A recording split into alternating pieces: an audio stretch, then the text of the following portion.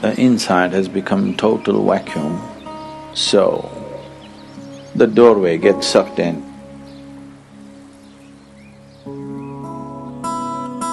Another way of opening the third eye is you contain everything inside. The first way of doing is the best way of doing.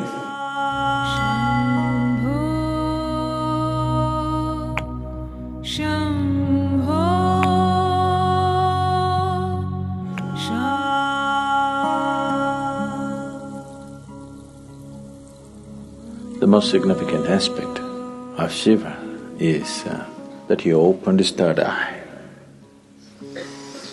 All the other things,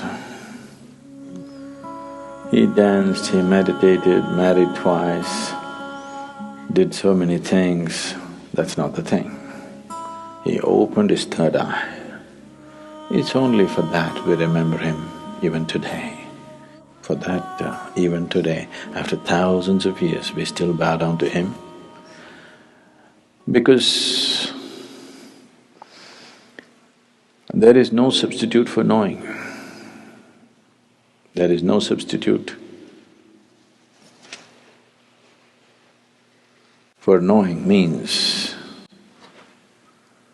And there is no way to know unless your perception goes beyond your present levels of perception.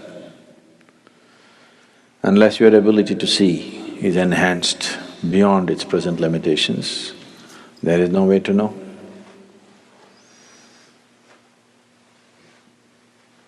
To know is to be free. So, Shiva is significant for us not because he's wrecked in Himalayas, not because he played with snakes, not because of this or that, because he opened his third eye. He perceived what most human beings fail to perceive. What is unseen for a large segment of humanity became a normal part of his vision. That's what third eye means.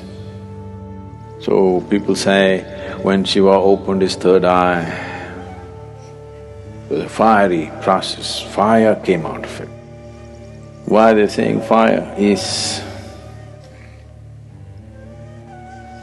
because within himself, he burnt everything that he thought mattered to him. He became like a fire chamber, like a kiln, that within himself he burnt everything that can be burnt. And then from every pore of his body, instead of sweat and blood coming, ash came out. Why? Shiva is always depicted as ash smeared. He didn't go about smearing ash. Ash came out of his pores. This is to indicate that he has burnt it all. He has burnt every shred of ignorance, everything that one believes as true, he burnt. Because he burned everything and everything became ash, then this opening of the third eye could not be denied to him. When it opened, people saw fire because the inner chamber was burning. There are two ways of opening the eye.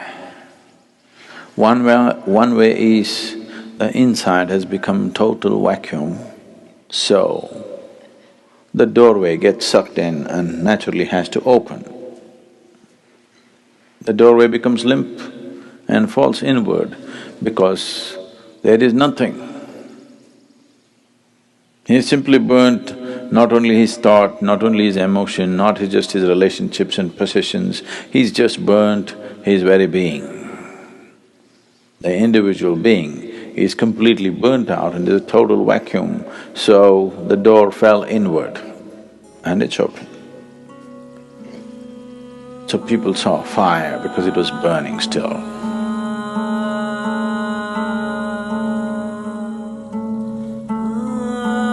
Another way of opening the third eye is you contain everything inside. Everything is contained.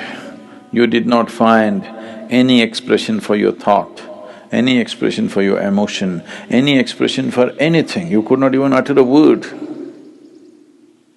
See, if you remain silent for 4 days, on the 5th day, you feel like singing suddenly. If you don't know how to sing, you want to howl like a wolf.